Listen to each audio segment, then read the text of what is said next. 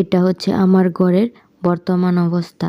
একটা কাপড় সেলাই করতে গেলে পুরো ঘর এলোমেলো হয়ে যায়, কাপড় ছড়ানো ছিটানো থাকে। আর ডিজাইন করতে গেলে তো কোনো কথাই নেই, এটা এলোমেলো হবেই। আর এই যে আসসালামু আলাইকুম, আজকে আবারও একটি নতুন ভিডিও নিয়ে চলে আসলাম। আজকে হলো একটি সালোয়ার ডিজাইন করব। সালোয়ারটি হচ্ছে, সালোয়ার ডিজাইন করলে প্রায় অনেক সময় লাগে। আর আমার তো এক একটা সালোয়ার ডিজাইন করলে 2 ঘন্টা বা 3 ঘন্টা সময়ও লাগে। তাই যাই পারি একটু আপনাদের সাথে কেটে কেটে শেয়ার করি। যদি আপনাদের ভালো লাগে অবশ্যই কমেন্ট করবেন যে কেমন লেগেছে আপনাদের কাছে।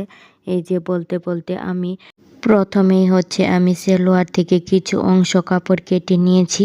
কেটে নেওয়ার পরে ওইটার মধ্যে চিকন করে পাইপিং বানিয়েছি। ওইটা বানিয়ে গোল রাউন্ড শেপ করে 2 সাইডে দিয়ে নিচ্ছি। 2 সাইডে দেওয়ার পরে আবার 2 সাইডে চাপ সিলি দিয়ে বসিয়ে দেব। এই যে এর জন্য একটু একটু করে ক্লিপ নিয়ে আমি একটু একটু শেয়ার করি। এই যে তারপর সালোয়ার থেকে মূল যে সালোয়ারটা ওইটার মধ্যে ওই ডিজাইন করার অংশটা বসিয়ে দিব। বসিয়ে দিয়ে আবার এইখানে উপর দিয়ে চাপ সিলি দিয়ে নেব। তারপর উপরে আমি একটা ডিজাইন করব। তারপর এই জন্য কোণের মতো করে কোণ বানিয়ে নিয়েছি। এই পাশে ওই পাশে দোনো পাশে কোণের মতো করে দিয়ে নিব। তারপর ওইটার উপর দিয়ে আবার চাপ সেলাই করে একটু বসিয়ে দিয়েছি।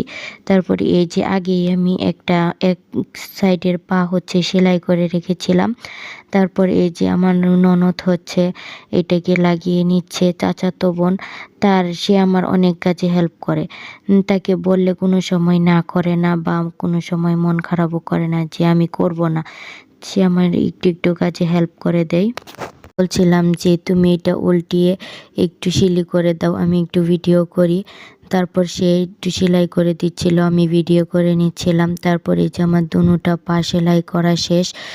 এই যে এখন হলো 2টি পা একসাথে, দুটো সালোয়ারের পা একসাথে। এখন দেখেন তো কেমন হয়েছে সালোয়ারের ডিজাইনটা। যদি ভালো লাগে তাহলে আপনাদের প্রোফাইলে সেভ দিয়ে রাখতে পারেন, শেয়ার দিয়ে রাখতে পারেন, যাতে পরবর্তীতে আপনারা এরকম বানাতে পারেন। আল্লাহ হাফেজ।